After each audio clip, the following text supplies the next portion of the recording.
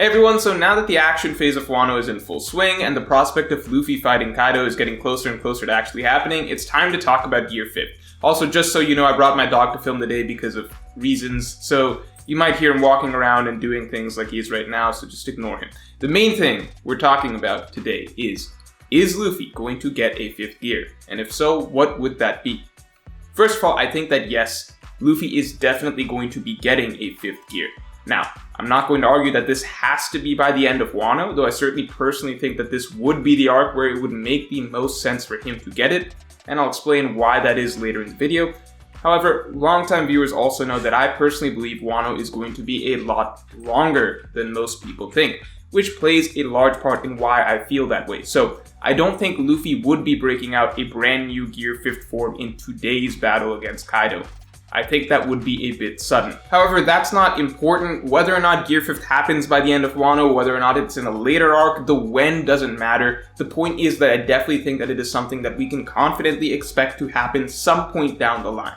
So, before getting into what I believe Gear 5th is set up to be, let me explain why I am confident that Luffy is going to get a Gear 5th. Because I know that there are some readers who have started to believe that Luffy is simply going to continue to develop more Gear 4th forms indefinitely, and that he is done developing entirely new gears beyond Gear 4th. So, to start with, we are gradually starting to see that the way Gear 4th works is actually very utility-based.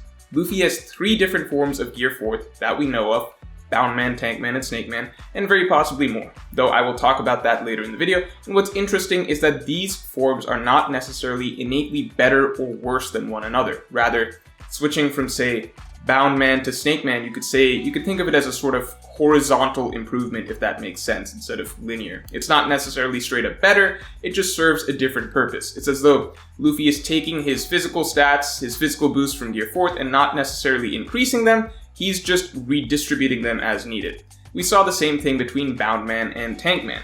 So what that means is that whereas Bound Man seems like the base Gear 4th form, anytime Luffy is breaking out a new Gear 4th form, it's not necessarily better than Bound Man. He's not necessarily getting stronger overall, he's just shifting his fighting style to focus on what's important in the moment. For example, switching from overall good stats to maximizing his durability. And I'm sure that lots of times Bound Man, the standard form, is still going to be the best in the moment. Now, I really like that idea of, horizontal improvement. It just adds a lot of variety to Luffy's fighting style, and I think it's a great concept overall, as not every new power-up needs to be a linear power-up. However, I don't believe that Oda ever intended this to be the case for Luffy indefinitely, where each time he's revealing a new form from now to the end of the series, he's never actually getting stronger.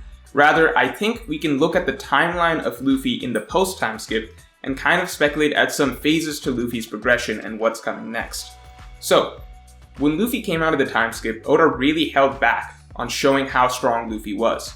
Luffy's all-out form was Gear 4th, but after a 2-year time skip, it's not fun to have the hero just show his full strength right away. It's much more dramatic to build up to the final reveal of how strong he's really gotten over those 2 years.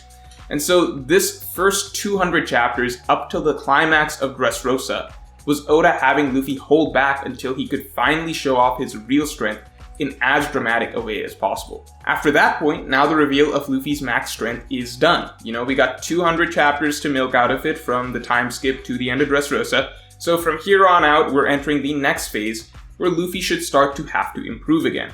However, it's still way too early to have him get another drastically huge power-up. The same way that Gear 2nd, sent Luffy into a completely different level that felt many times stronger than before, and the same way that Gear 4th replicated that feeling all over again, it's just too early at this point, so soon after the time skip, to have Luffy immediately get another big jump, like we just got to see how strong he was so far.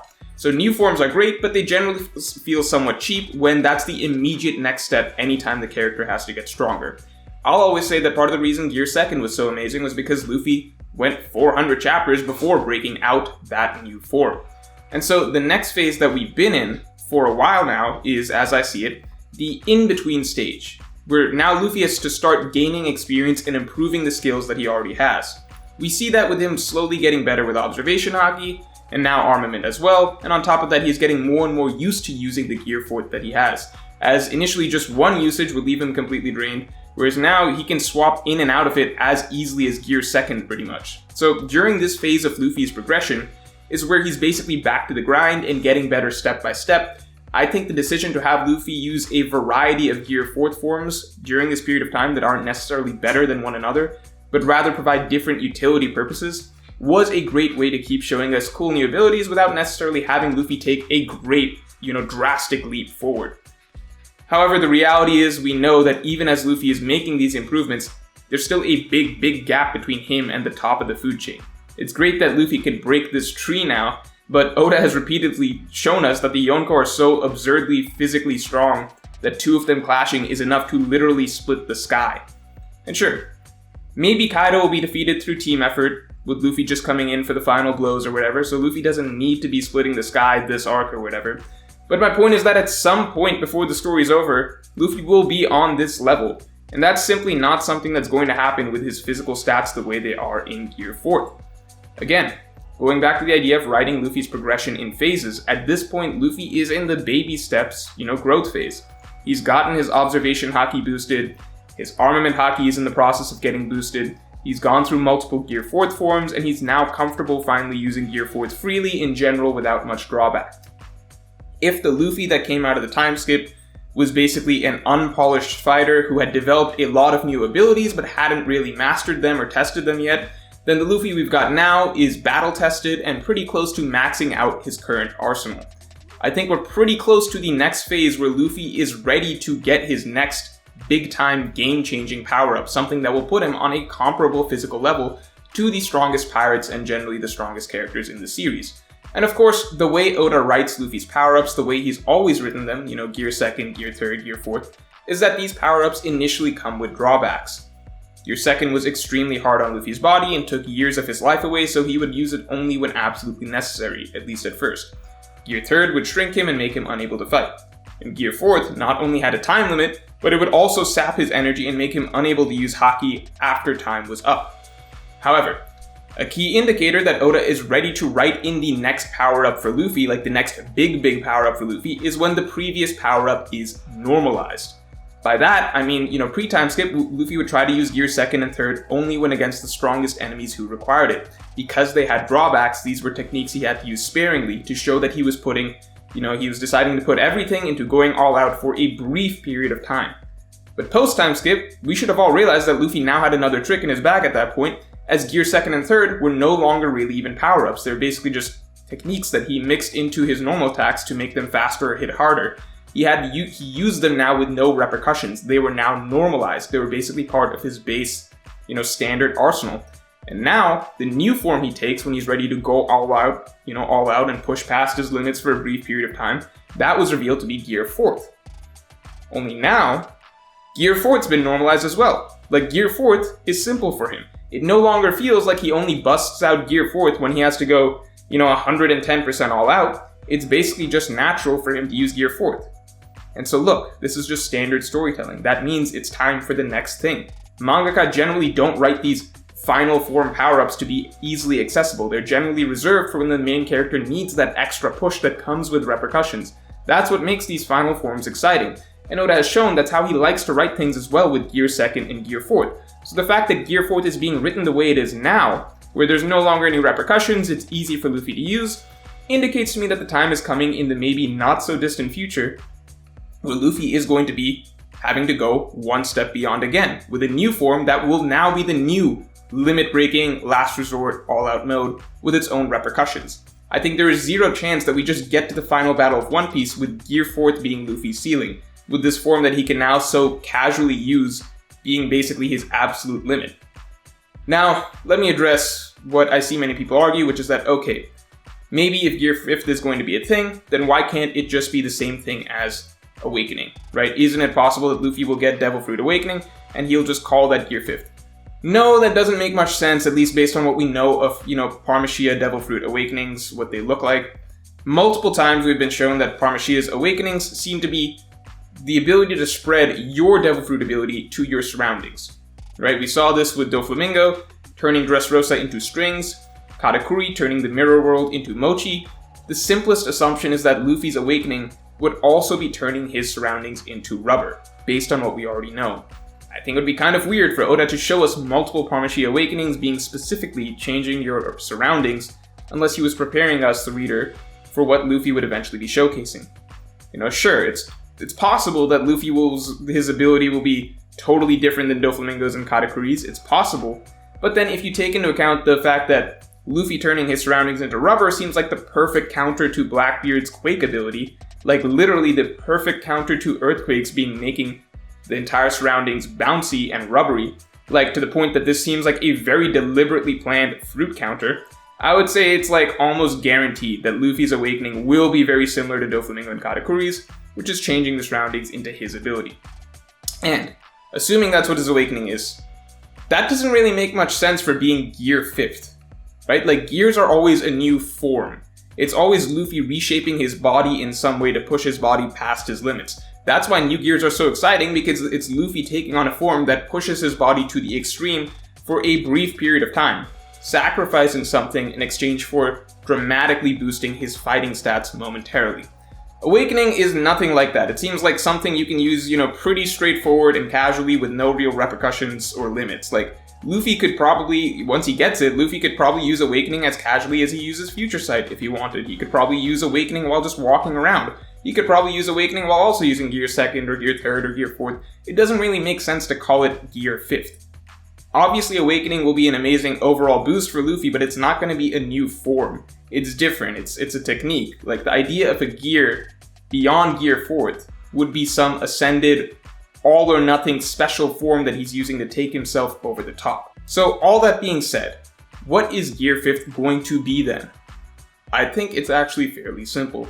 I think it all goes back to the fact that there are multiple forms of Gear 4th. And as I talked about earlier, most forms aren't better or worse than the others. It seems more like a redistribution of stats each time. For example, Snake Man doesn't have the raw power that Bound Man does, but it's faster and can stretch much better. Tank Man can't stretch like Snake Man, but it seems like a vast increase in durability from both Bound Man and Snake Man. And I'll add that I actually don't think we've seen all of the Gear 4th forms yet, though I think we will by the end of the Onigashima battle. Because, here's what I mean, if we go back to the chapter Gear 4th was introduced, and pay attention to Doflamingo's commentary throughout that chapter, Oda actually seems to use Doflamingo as a mouthpiece to explain that there are actually 4 key components to what makes Gear 4th so great and so different than what Luffy had before. First, Gear 4th is ridiculously strong. Second, Gear 4th is absurdly fast. Third, Gear 4th is unreasonably durable. And fourth, Gear 4th can stretch in extreme ways. Go read that chapter 784 again. It's those 4 key things that Doflamingo highlights, one at a time. Hits hard, flies really fast, can't be damaged, and stretches to extremes. So power, speed, durability, and stretching. Now, those are the 4 key components of Bound Man, but look at the other 2 forms that we've gotten, Tank Man and Snake Man. As I said, it seems like Tank Man takes the durability of Gear 4th to the extreme, and similarly, Snake Man takes the stretching of Gear 4th to the extreme. I think a lot of people have actually mistaken Snake Man to be Luffy's speed form, but rereading the fight, it's actually only specified that Luffy's stretching is much faster, not that his actual overall movement is much faster. It's never implied that he's in Snake Man form, he's flying around a lot faster than Bound Man, just that his attack stretching speed and stretching versatility have gone up. So people have talked about there being potentially a Gear 4th form that's focused on power, but I think we're also going to have a Gear 4th form that's focused on straight up movement speed, taking the speed at which Luffy flies around at to the max. If there was a power form, then I would imagine it would have extremely limited mobility and stretching, similar to Tank Man, but with Luffy's standard attacks now basically being, King Kong guns. Because if in Bound Man Luffy's standard attack is a Kong gun, then in this extreme power form where he's focusing exclusively on power and very little on anything else, then, King Kong gun may be the standard, is what I'm saying. And God knows how fast his speed form would be. And now let's talk about Gear 5th. How I see it is, if Bound Man is the neutral form, and that alone gives Luffy a big boost in power, speed, durability, and stretching, and then the other Gear 4th forms are essentially doubling down on one of these aspects individually, then simply put, Gear 5th would be putting all those specialized Gear 4th forms together to max out all of Luffy's stats at once. So essentially a form where Luffy has the durability of Tank Man, the stretching capability of Snake Man, the power of his hypothetical power form, and the speed of his hypothetical speed form. That, altogether, would be final form worthy. If we look at Bound Man as is, he seems so far off from Yonko's physical stats. Again, they can split the sky just from clashing, but it's all the other things as well. Like, look at how fast Kaido is. Look at how hard he hits. Look at how effortlessly Big Mom launches these Elbaf cannons that change the landscape of the entire battle with a single swing. And look at how durable these top tier characters are. Not just the Yonko, but other top fighters as well. However, at the same time, we've seen glimpses of Luffy being comparable in moments. In Tank Man, when he's putting everything into durability, even a commander like Cracker can't damage him. That feels a lot like what we would expect of a Yonko themselves. When Luffy puts everything into power, like with, say, King Kong Gun, yeah, that seems like a punch worthy of a Yonko. If Luffy had a Gear 4th form that was solely focused on doubling down on Gear 4th's speed, then maybe he could be as fast as Kaido. So if we imagine that Luffy has Gear 4th forms that are each focused on one of his major stats, power, speed, durability, and stretching. And if we imagine that individually in those specialized forms, Luffy can get his stats up to comparable to these top fighters, then if there was just one form where Luffy could combine all of those, take everything to the max all at once, just briefly mix all his specialized forms together into one complete package, then suddenly he could probably hold his own against anyone in the world, but probably just briefly, and that's the big thing about this. Such an extreme form will likely once again have major drawbacks, and that can be anything. It could be heavy time limit, years off his lifespan, maybe completely sapped of haki afterwards, maybe he has to sleep for a week afterwards. But the point is that as he shows us more and more Gear 4th forms, the notion that he could combine them all together into one ultimate form becomes all the more interesting. It just seems like the logical next step in terms of progression. The last resort, all-in move, just combine them all together. And here's the kicker. What's really interesting, and the big reason I believe we will be seeing this at the end of Wano specifically, is because we have seen this exact same thing happen before, in a sense. Most people have noticed by now that Thriller Bark heavily foreshadows a lot of Wano with Ryuma, Ancient Giants, Kaido's first mentions, etc. And even if we look at the final fight, what do we get? We get a gigantic team fight that ends with the villain on his last legs, with Luffy just needing one last push by himself to take him down, which is exactly how many predict the fight with Kaido will go. And what we saw that Luffy did to put him over the top was combine his gears, the speed of Gear 2nd with the power of Gear 3rd. At the time, by the way, Gear 2nd and 3rd were actually similar to the various Gear 4th forms we have today, in that they mainly boosted one of Luffy's stats, Gear 2nd boosting speed, and Gear 3rd boosting power. So there are separate utility forms that Luffy ultimately stacked together to take down Moria. And it's easily forgettable because Luffy never did it again, but I could easily see that as foreshadowing for what we will see at the end of the Kaido battle on a much bigger scale, stacking the stats boosts of all his individual Gear 4th forms into one single form for a brief period of time for that final push. Now, what I really like about this idea is that it feels like the most natural progression possible. I'm a big believer that power-ups should feel natural. If Oda had just given us one Gear 4th form, Bound Man, and that was it, that was just Gear 4th, then when the time came for Luffy to need to level up hard and get a Gear 5th, if Oda then just suddenly had Luffy take it up a notch and get a huge stats boost in his power, speed, durability, and stretching, then it would be kind of like, okay, I guess he can just do that. It would feel a little abrupt. Even if there were a lot of drawbacks, like a time limit and such, it would still feel a little cheap, at least to me. However, it's the fact that we've gotten glimpses of Luffy being able to stretch and hit much faster. We've gotten glimpses of Luffy having ridiculous durability like Yonko. I'm sure we'll get to see another Gear 4th form or two as well. And at the end of the day, it's the fact that we'll have seen that Luffy can push himself harder. We've already seen that Luffy can push himself harder in all these categories individually. And then having it be the final step, simply being putting all the pieces together and doing it all at once, that then seems like the natural next step. It would be a big step, but it does seem like an attainable step, and that's the point. Luffy's final form needs to be a big leap to get to the top, but it needs to feel like an attainable leap based on everything we've seen him capable of doing so far. And if I compare this hypothetical Gear 5th to the previous gears when we're talking about natural progression, well, Gear 2nd and 3rd felt like they came out of the blue, but the moment we got the explanation for them, they simply made sense as these power-ups were more so based on pure creativity. Like they felt like a very out of the box, but logically sound boosts that one could get from creatively using a rubber devil fruit. Gear 4th was just a blatant overall boost in stats, but Luffy had been training for 2 years. So we all actually had the expectation that he should have something new that boosted him in a really impactful way. That was the point of the training. But to just go from that directly to just another big form, Gear 5th, with another huge stats increase, would feel somewhat unearned, especially without more training, like extensive training. But not if Luffy comes out of the time skip having learned Gear 4th and multiple other Gear 4th forms, basically having all the individual pieces for Gear 5th developed as well. Since then, over the course of his battles in the New World, he can get more and more used to Gear 4th, its various forms and such, and get to a point where he's comfortable enough with Gear 4th that he can put together all the individual pieces for that Gear 5th. And as I said earlier, it's the very fact that Luffy now has Gear 4th pretty much down with no drawbacks whatsoever that it seems like he could be ready to start pushing past his limits again and start stacking these various Gear 4th forms together into something new that would actually be that new high risk, high reward, last resort that, Gear 2nd and Gear 4th used to be. And lastly, some people might say, well, if Luffy can just stack all his Gear 4th forms together, wouldn't that make Gear 4th irrelevant? And wouldn't it especially make Gear 2nd and 3rd irrelevant?